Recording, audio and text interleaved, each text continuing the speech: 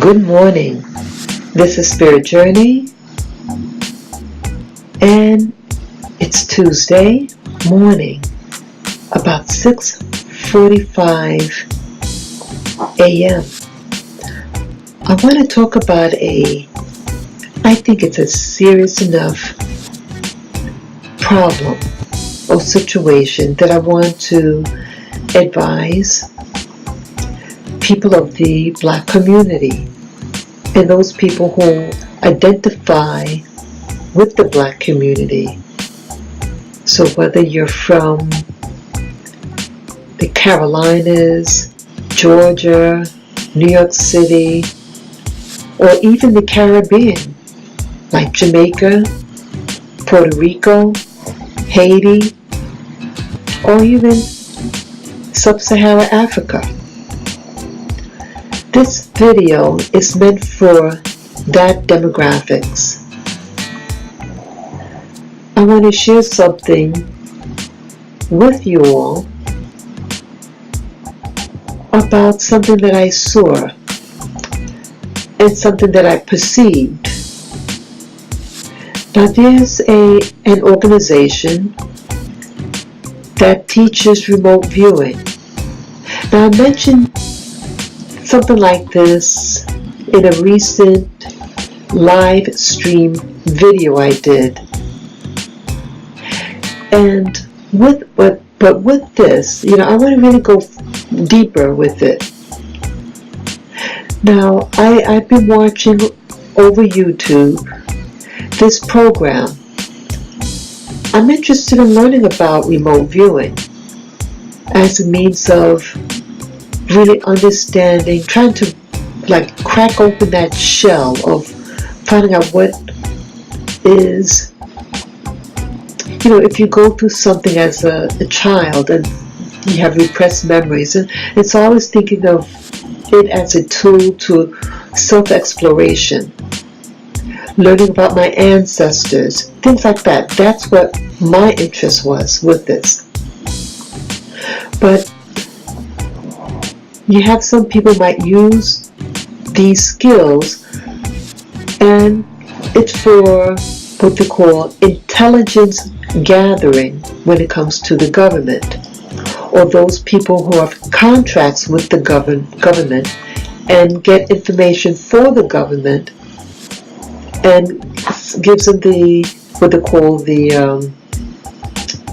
data or the intelligence. Well, I was surprised when, it's triggering a lot of different things. With me, it's always not just one thing, but a medley of things. So I saw there were young Black people, very young, younger than usual that you would see in this type of setting. At least on YouTube, the YouTube community. Most of the time with remote viewing, you see white people, and they're generally older. They could be in their the middle age and upper, like in their 60s, 50s, 60s years of age. And they've been doing this, let's say, for 20 some odd years. But this time you see young people, they look like they're in their 20s, pushing it in their early 30s. And they're learning what's called remote viewing. Now, I thought at first, I said, wow, this is interesting. And I felt like, all things being equal, why is this? Why? Growing up, as I get older, my mind, I'm very curious about things in general. Like, I start to notice things when I ask these questions, maybe even subconsciously I'm asking questions when something doesn't fit the norm. It raises a wave, a ripple in the water. And so I look at the ripple and I try to analyze. A big part of me is very analytical. If you're used to something a certain way, and when I see that the pattern of a particular thing changes, whether good or bad, it doesn't matter. When there's a change in the pattern, I notice. And so with this, you have a Caucasian, and he's now utilizing young black people, and they're learning very well. But he used to use these other people that are top-notch, been doing it for years. And so I asked myself, well, why is he not using these people anymore? Or maybe just in special projects or whatever, but they're not being utilized. And these young people are being utilized. I wonder, well, why is a white man now going to employ these very young black people? And it's just, I ask myself, hey, are you just being jealous? Are you jealous because they're there? And so I wonder, hey, I gotta check myself. Is it a spirit of jealousy that they're there? Okay, but it's how I was made to feel. Like I'm sure they're all innocent, and it's just a novelty to me. And sometimes things that are novel might make you bring out your insecurities in yourself. I thought, okay, maybe that's what it is. But still, there's something there. And what it looks like, like in one particular episode, he has the two females dressed what I would call provocative, but the male he has with regular clothes. Nothing, just casual wear, but no sexual component to it. But the two ladies, I don't know, it's just it's like, I don't know, if it's a business, they have some type of business attire. And so maybe it's the state that it's in, it's a relatively warm state. Which state that they're living in, since it's done in the United States. So maybe it's just a warm climate, and so maybe, certain regions, I've lived in different regions, and the general population, just very casual. They might wear flip-flops, shorts, t-shirt,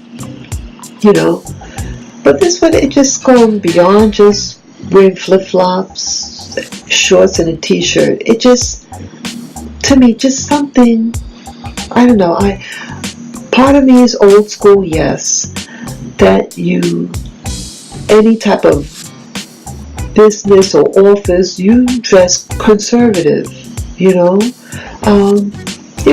wear anything to put attention to certain body parts of yours.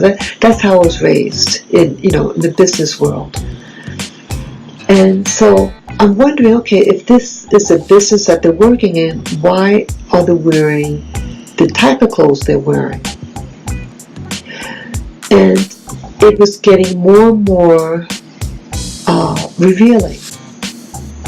And it's hard to take their work seriously when you see the type of clothes. So you're looking at what they're wearing rather than what they're doing, the remote viewing. And then they were like a skin-tight outfit. Like one of them started wearing this skin-tight, like a jumpsuit. And some of the people on YouTube commented on it.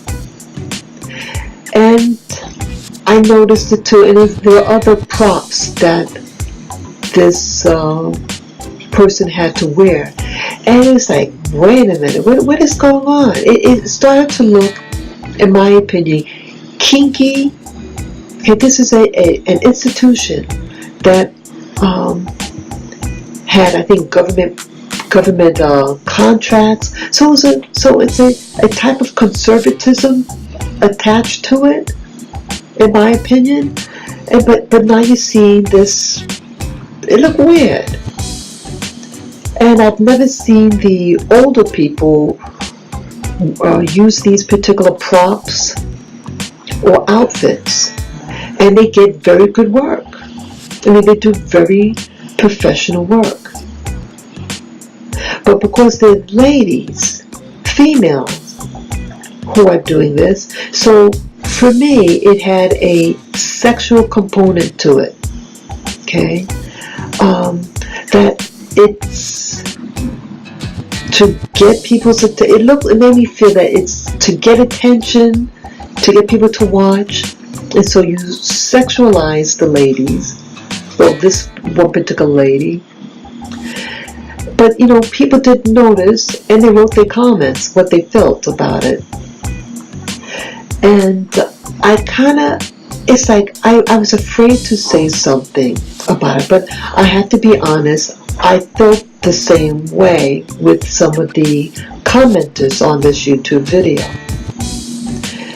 But I said, maybe everybody has their own personality, maybe it's a laid back office, you have some industry that they allow you to wear dungarees. And I've worked for industry like that before in the past. But this one, I just felt it went kind of overboard. And then in another video, you have now both people wearing these type of revealing outfits. And I said, oh, come on now, it's just getting weird. So recently, another video of this institution was made, and again the same type of outfit, revealing outfit, but this time, the person in charge explains that that they're able to, one of them was more tactile, and so having something close to the skin, and he tried to make it sound scientific, but in the back of my mind, I'm saying I want to believe what the person in charge is saying. I want to believe. I don't want to believe that it's something other than what he's saying. But I know in my heart, something saying to myself, no, I don't swallow it, but I tolerate it. I found a video either yesterday or the day before that was very telling, and it really explained why I was feeling the way I was. This individual in charge of this remote viewing session was being interviewed by another gentleman, and this individual that's being interviewed explains. He says, well, where I want to take the remote viewing, it's problematic because people come and go. And what he's not saying is that the white people that work for him are more financially stable, they get established, and then they move on. Well, he said he wanted someone because he has projects that he wants to do in the future, and he wants to get people who will fulfill that need that he has. And so guess what? He goes to the black community, and in this black community, he says that they're individuals who, let me get my little dog. Come here. I'm sorry, it's my little dog. Well, he wants to get people who he says are attractive. Okay. Now, remote viewing doesn't require being attractive. And then the other component was that someone who is not economically viable, that they're stuck. He wanted somebody who is stuck, who cannot just pick up and go. You need money when you move. So who fits this? Black people. And he specified black people cannot, aren't as viable. He admits that there's a lot of racism done with black people, and it's unfortunate, but it's the case. So he's relying on this knowledge that he has about the demographics in the United States, that they're strapped for cash and they're stuck.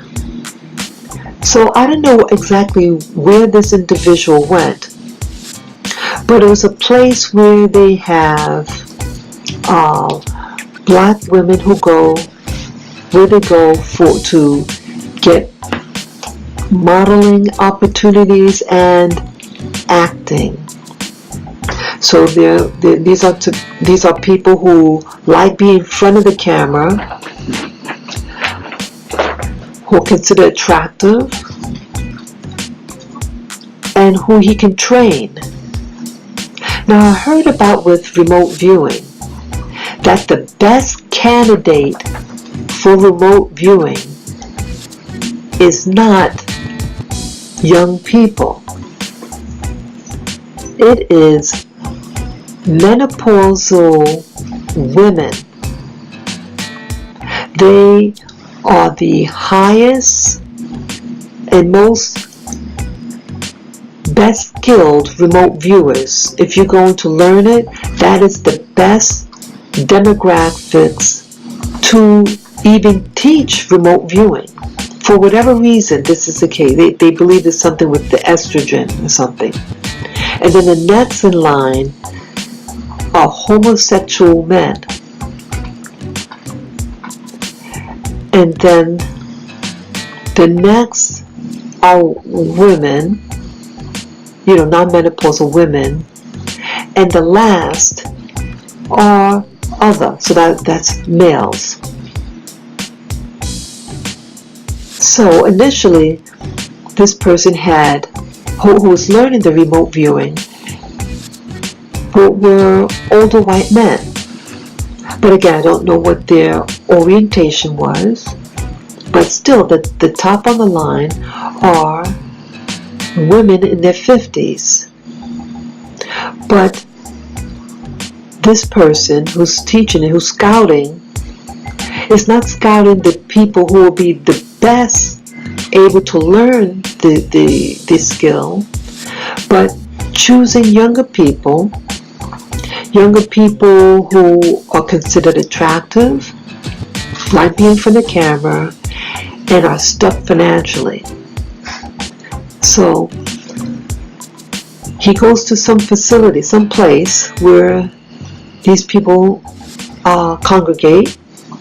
These young black women congregate, and he said he watched them, this one particular one, and then approached her, told her that he wants to teach remote viewing, and he said that he would pay them. He pays them a monthly stipend, and he's been doing this for 3 years, total, paying them every month. But this other component to it, like this individual shows a video of him teaching this young man the remote viewing.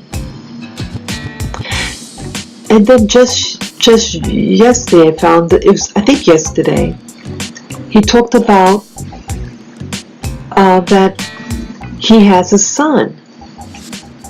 And the son, now when he was training this person, this son of his, he didn't disclose who this person was. You would think there was no relationship to this person. They don't look alike, but they do have the same last name. But it doesn't look like a father-son relationship. It looked like two strangers. And this individual even said to the girls that young ladies that worked for him about the relationship that they had. That like if I had a son, I would say, okay, this is my son, blah blah. But no, he said, oh well, like he was explaining how long that each person was being trained by him.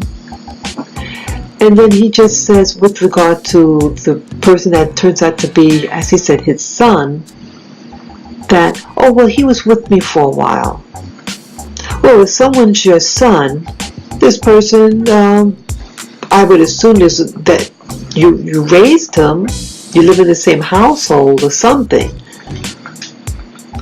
But I gather, but his response was, well, this person was with me for a while. So doesn't that sound removed? It doesn't sound like a family, father-son relationship. You say, oh, this is my son. Not, oh, well, he was with me for a while.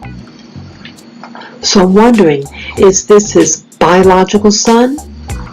Or is this, yes, his son, but maybe he did not, they didn't live together. So again, you get, now if this is his biological son, and for him to say, well, he was just with me for a while, so it gives me the impression that this child was not raised under his roof, and that it's a distant type of relationship, and it just seemed weird. But he mentioned for the first time in an interview, that's outside of his institution, he's been interviewed, and is this disclosed? So I'm wondering, well, okay, what is this man all about? Is he just going in and fathering black children, but no real connection? And when you refer to him with these other people, oh, he's just here for a while with me. Not like, oh, this is my son. So again, your son is your son, period. But it's like, the relationship, it just sounds different. And if it was a distant relationship, so is he just targeting his own son because of a financial need? Because now he's targeting blacks.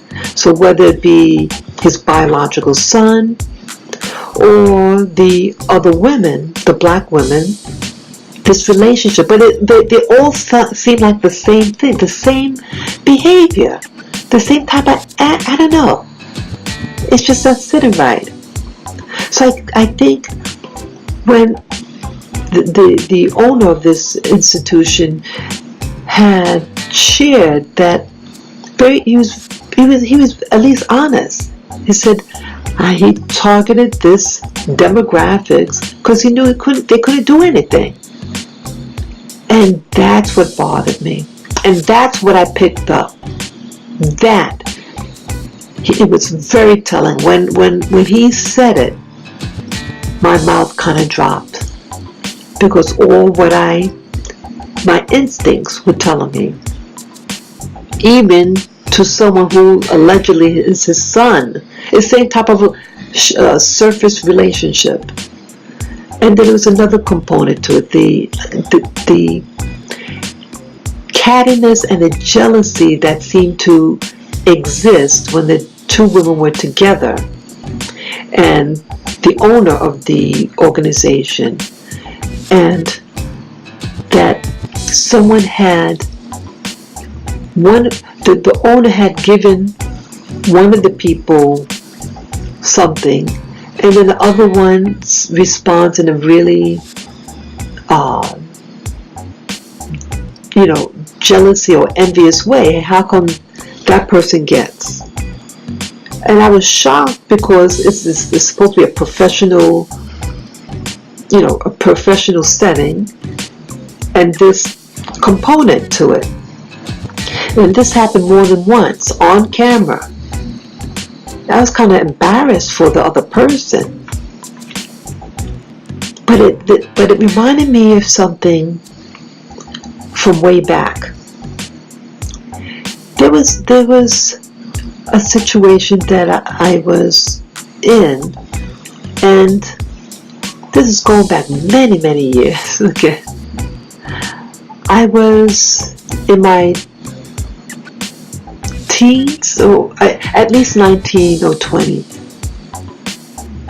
and there was another so-called model, and how I saw how the other person was looking hostile towards me.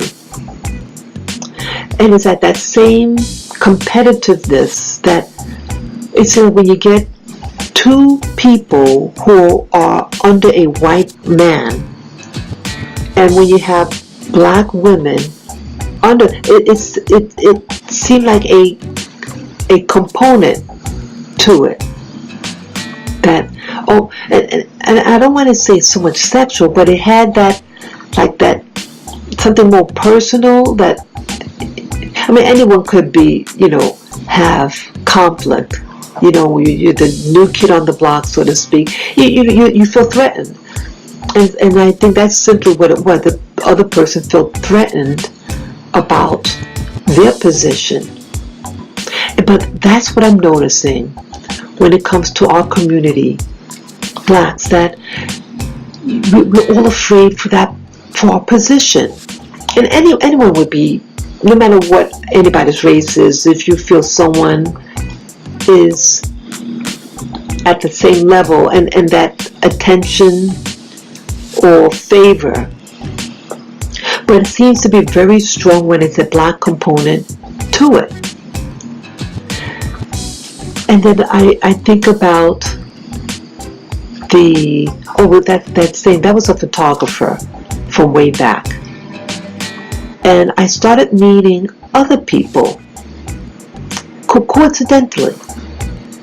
And it turned out this photographer seemed to only do black women. And he showed me some of his work. And I knew one of them, and it's like it was a student. It was a classmate of mine in college, and she was topless in the thing, and just other stuff. It seemed like that they target, whether it be a photographer, a talent scout, even sports, that when they have black people, that it's a different type of relationship when it's like, let's say, all white people. That same component I never noticed, but I start to notice a different component relationship when when the subordinates are black and the person in charge of them are white. When they have a lot of blacks in something, or predominantly black, it seems to be a sexual component. And there was another thing I remember with what reminds me of this situation. Now this was a very large company, very, very large company, and it was the top of its field. And I was working at this place. I dressed very I dressed nice. I wore business suits, and I was a full-time staffer. But then there was a temp This was a black temp from the Dominican Republic. She was a dark-skinned, black, medium dark, but she had like that mixed race type of hair, and it was long, and she wore it out. And again, that cattiness, I will catch her making mean looks at me also. And again, the sexual component, when I overheard she and the manager, okay, this is a temp. The girl was in school. She was a student, and I was a student also at that time. She was studying law. And the two are talking, and the guy saying, for her to be a babysitter for him. It just something, it wasn't like a professional, it was something more. There was a lot of flirtiness. And he also was married to a Hispanic woman. And the guy mistaken me for a Hispanic woman also. But it was this cattiness. And then I caught her, like, it was a meeting that was to be coordinated.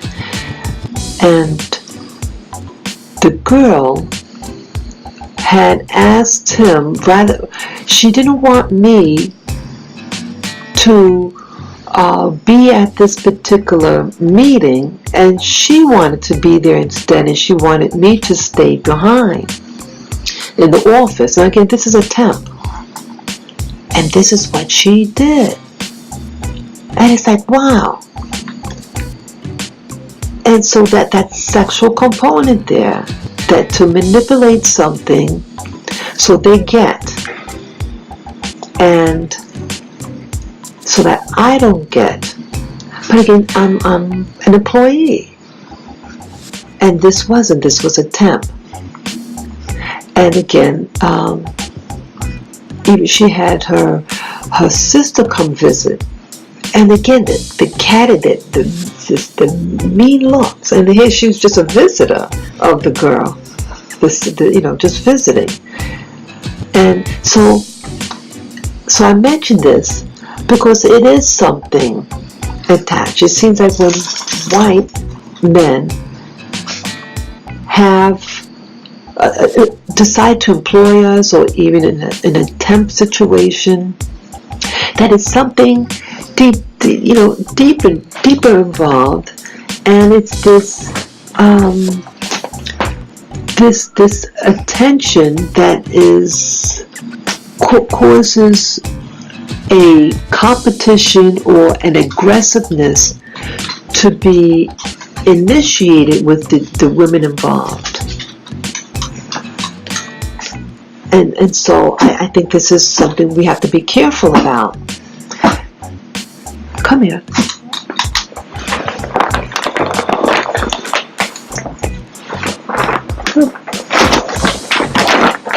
Sorry about that.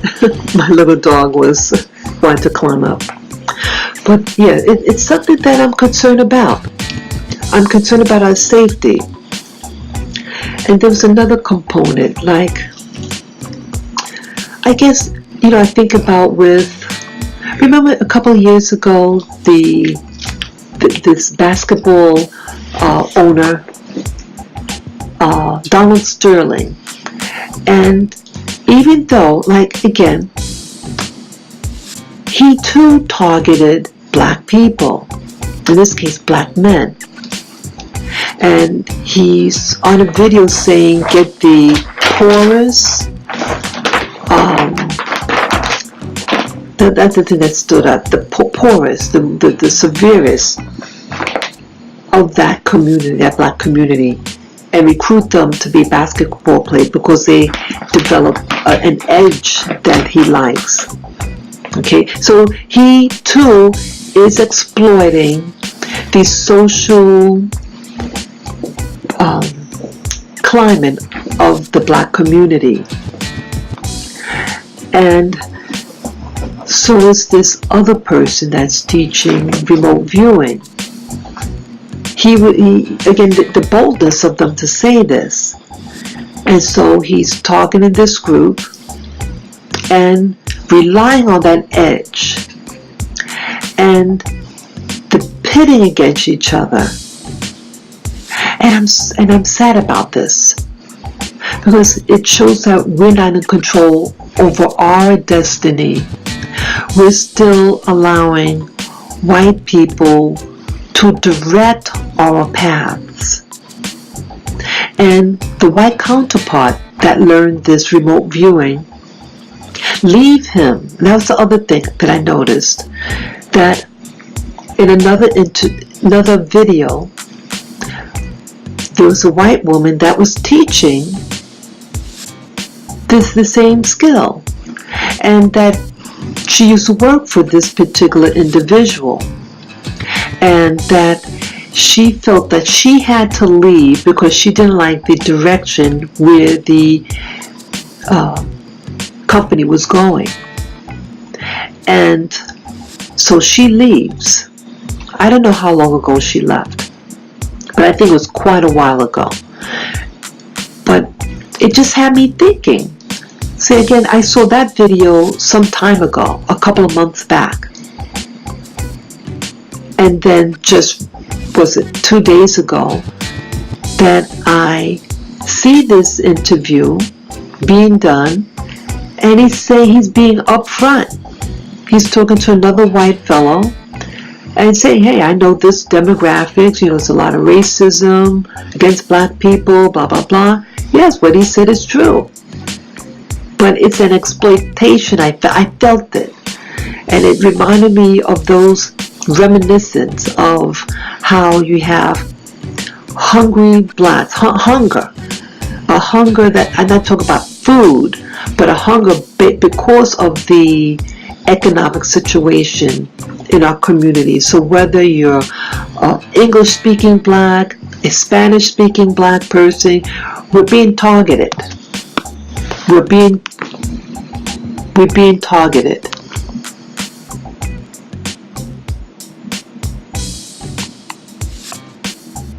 I'm sorry. We're being targeted. And it's always that sexual component involved, especially when it's ladies. We're better than that, ladies. We're better than that. Because you may feel that, you're the flavor of the month. But remember that your body changes over time. And again, he said the first thing he said, he wanted attractive people. So it wasn't about ability. And it wasn't about, the best demographics to have on board with you to learn this skill are menopausal women who are in their 50s. He's choosing women for sexuality purposes for people to look at. For maybe him to look at, I don't know. But for someone to have a child, and the people that work for you don't know that he's your kid? What is really going on? It made me feel very uncomfortable. I believe that this individual, he wants to perform great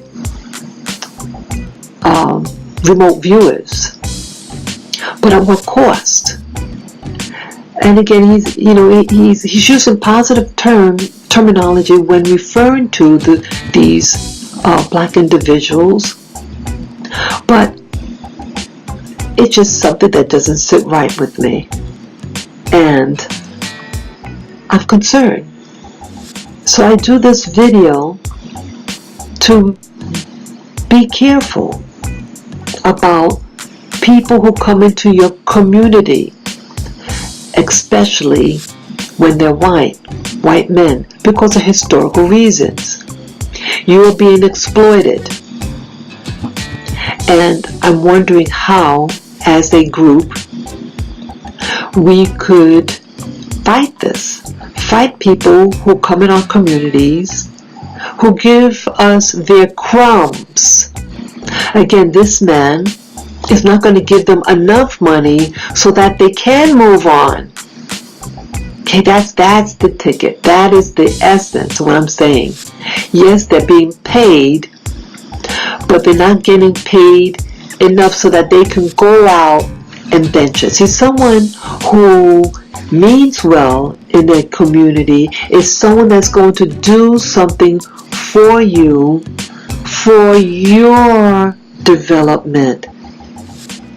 But this thing is for his development and for his interest in particular knowledge on certain things, not the community as a whole, not your community, not the black community. That's the issue. So again, it's nothing wrong learning new things and doing business with people, but what's important when someone who's not from your community who comes in and does something and gives you their crumbs. Now, if this person wants to train these people so that maybe one day they can have their own company teaching remote viewing, going all over the world to do research, things like that? Or is it about control? That's the key word. It's about control. Control your lives, black people. Don't have white people or anybody control your life. You control your community.